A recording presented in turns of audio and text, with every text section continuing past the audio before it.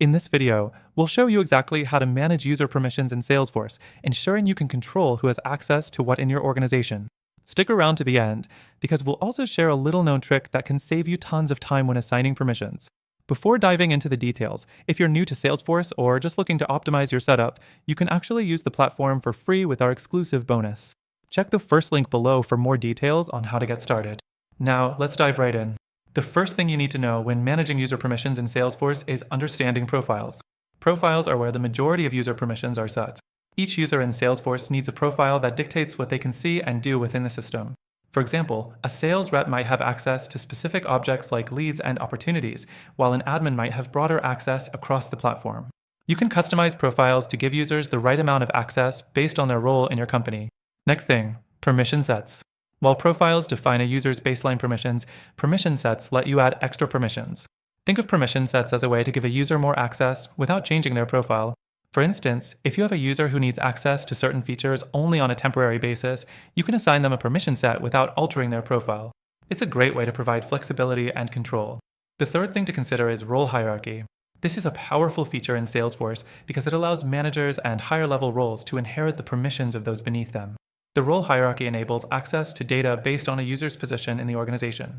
For example, a regional manager might have access to all the data for the users in their region, while still keeping a sales rep's individual data private. By setting this up, you can manage access to records in a way that reflects your business structure. The fourth thing is sharing rules. This feature is useful if you need to share specific records between users or teams who are not in the same role hierarchy.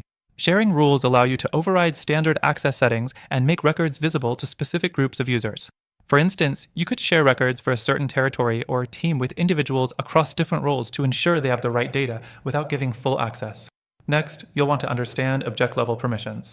These permissions control what a user can do with different objects in Salesforce, like whether they can create, view, edit, or delete records in specific objects. You can customize these permissions per object, making it easy to fine-tune exactly what each user can and cannot do in Salesforce. The sixth thing you'll need to know is field-level security. Field-level security allows you to restrict access to specific fields on an object. For example, if you have sensitive data like financial details on a contact record, you can make that field visible only to certain profiles, ensuring that the right people can see the right information. The last thing to mention is login access policies. This is critical for admins to manage who can log into Salesforce and from where. Setting login access policies helps to ensure that only authorized users are logging in, adding an additional layer of security. You can configure it based on IP ranges, login hours, and more, giving you full control over user access. To wrap it up, managing user permissions in Salesforce is a combination of customizing profiles, using permission sets, setting role hierarchies, and controlling data access with sharing rules. Each element plays a key role in keeping your Salesforce instance organized and secure. Don't forget, if you're just getting started with Salesforce or want to optimize your experience, make sure to take advantage of our exclusive, extended free trial by clicking the first link below. This will give you access to Salesforce at no cost for a limited time. Thanks for watching, and I hope this quick breakdown of managing user permissions in Salesforce was helpful.